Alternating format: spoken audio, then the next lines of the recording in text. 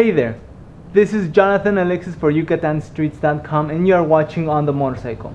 For today's episode, we are going to drive around Paseo Montejo. It is quite arguably the most important street here in Merida, and it is by far the most beautiful one. So enough talk, let's get the engine going and let's head out to Paseo Montejo.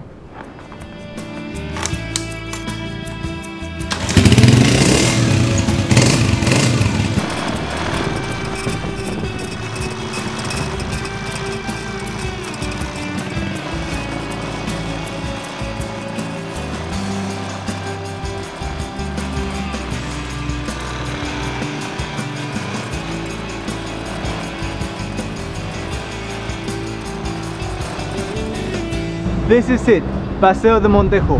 We are actually at what people consider to be the starting point of Paseo de Montejo. Paseo de Montejo was named after Francisco de Montejo, the conqueror of the Yucatan Peninsula, and there's actually a monument which is right behind me that commemorates Francisco de Montejo and his son. Now, in 1888, the governor decided that it was time to modernize Merida, and he decided that the best way to do it was to actually build a boulevard like the ones in Paris. So they built Paseo de Montejo with wide sidewalks, wide streets, and best of all, gorgeous, beautiful mansions on each side of the streets. You know, people are walking by and looking at me weird. What am I doing on the floor? I had to. It's kind of like imagining that you're traveling back in time to the time where these mansions were built, the Casas Gemelas. Now these in particular were built around, I believe, construction started in 1906. But as you can see, everything about them has to do with the French contemporary modern style of its time. I just can't help it. You just feel like you're time traveling here in Merida, in the middle of the street, as bystanders are like completely looking at me like I'm crazy. But hey, it's Merida. You can do it.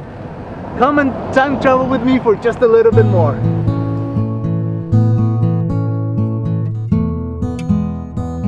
It's very easy to see the great economical boom that Merida experienced because of the Anakin industry. These mansions are filled with luxury, art, and a great attention to detail. Today, some of these mansions have been turned into banks, shops, even restaurants, which means you're always welcome to come in and get to admire their beautiful architecture.